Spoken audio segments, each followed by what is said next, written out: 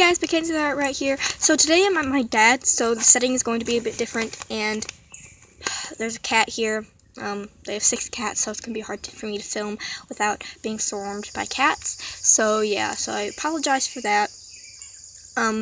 But today's video is going to be about things that are commonly used for rats but aren't actually alright for them. So yeah, the first thing we're going to start off is with bedding. And that is odor stop bedding. There's a lot of packaging and for bedding, and you will read on it that'll say odor stop formula. And people think, oh, well, this is great, my cage won't smell as much, it'll be wonderful, but actually you're just going to end up hurting your rats, because what that means when it says odor stop formula, it means it has baking soda in it, which baking soda, if your rats ingest, is very harmful to them. So again, you don't want to get bedding that says the odor stop formula on it. We do have a video on this channel all about bedding, so go check that out after this video. The next thing is yesterday's news bedding. So yesterday's news was everybody saw an amazing bedding. It was absorbent, and it was just overall amazing. But more recently, it has been found out that it doesn't just contain recycled paper, as everybody thought. It does contain pine, which, if you don't know, again, is not okay for rats. You can go check out our bedding video, and it'll be explained in there. But someone had contacted the company and asked the ingredients in the pellets, and pine was included in it. So this is some more recent news, and not everybody knows this. The rat guru knows it herself, and for a while had switched over to newspaper bedding, like I use, but is now trying to litter train her rats. And so even she knows that yesterday's news is not alright, but a lot of people don't, because, you know, it's a lot of people have been using it for quite a long time. So, you know, help spread the word about that, because it's something that is very important. So the next thing is Oxbow Simple Rewards. And Oxbow Simple Rewards is a small pet treat. Oxbow is an amazing brand, and they make so many different things for so many different small pets, and that's just the thing. Oxbow Simple Rewards aren't specifically advertised for rats, they're advertised for all small animals. And since Oxbow does make treats for all sorts of small animals, it does contain something that's alright for a lot of animals, but not for rats. It contains Timothy hay, which is fine for rabbits and guinea pigs, but not okay for rats. And I feel like there should be a disclaimer on the package that says that, but there isn't. So Oxbow Simple Rewards are great for other small animals, but not okay for rats, and people think since they're okay for them, they'll be okay for their pet rats, but they're not, because they do contain Timothy hay. So the next thing are snack shacks.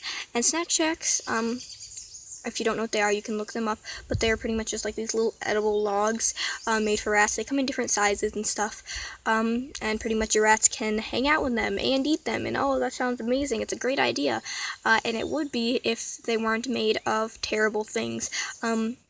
Snack shacks, their main ingredients are corn and alfalfa, which are 2 ingredients that are terrible for rats. Alfalfa does create blockage in their not respiratory systems, in their digestive systems.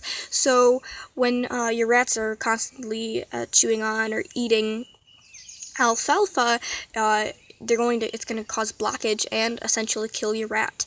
There's been many cases of this, and of course corn, the way it's manufactured, dried corn, can contain all sorts of bacteria and stuff, which it can get your rats sick and cause food poisoning.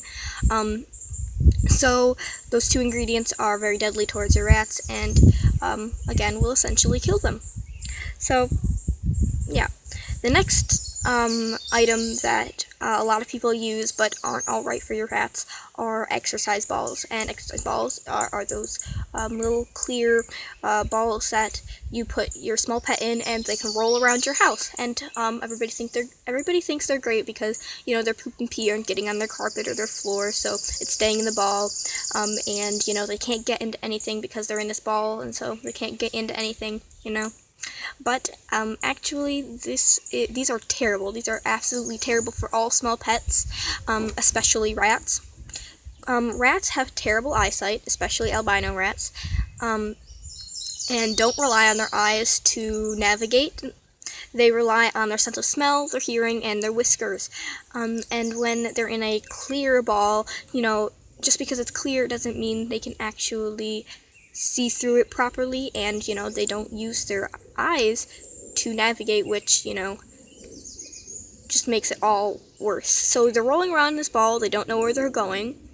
Plus, if they do pee in the ball, the ammonia from their pee, they're inhaling it because there isn't enough ventilation. Because in an exercise ball, there are small slits and holes for ventilation, but there's very little of them, and they are not safe because your rat's tails or little feet can get stuck in them. They're perfect for little tails and feet to get stuck in and break. So they're just terrible for your rats. And if they're rolling around in a ball, they're not getting the proper exercise and the proper stimulation. They can't, sniff things, and they can't use their little hands and touch things and stuff, and because they are very intelligent animals and need that stimulation and need to be able to do things themselves. And rolling around in a little ball, they can't climb, they can't do anything, and it's very easy for them to get stuck in somewhere, so just stuck in a corner or something. So just don't ever use an exercise ball. They're terrible for all small pets, not only rats. So the next thing would be seed mixes. Seed mixes are a type of food that are advertised for rats but are completely unsuitable for them. They pretty much just contain seeds and soy nuts and peanuts and dried corn and stuff, and sometimes little artificial flavored treats that are fruit flavored, but they're artificially colored and flavored and stuff. These are terrible for your rats. They hold no nutritional value. Seeds are extremely fatty, and having an incomplete diet of seeds will really hurt your rats. Your rats need to have either a grain, a specially made grain mix of cereals and such, and pasta, like I mix, or a lab block, or high quality, low protein dog food that is recommended by a vet that is similar to a lab block. So just altogether, seed mixes, you need to rule them out. Never feed your rats seed mixes. There was one point in time I didn't feed my rat the seed mix, but I did have too many seeds in a mix. There's an ant on my phone.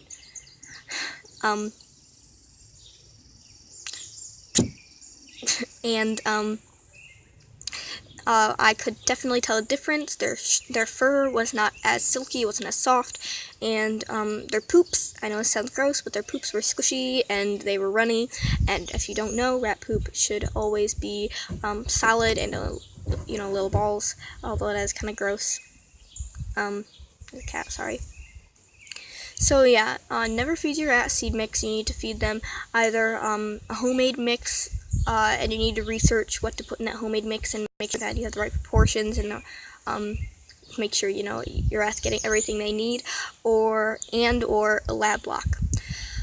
So never use seed mixes. I see so many people on YouTube using seed mixes, and I try to tell them that's not okay.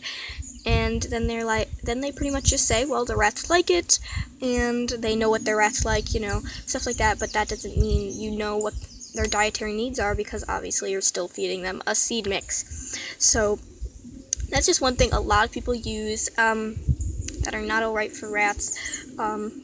So if you see anybody using any of these items, any of this stuff, please let them know in a nice way that it's not right.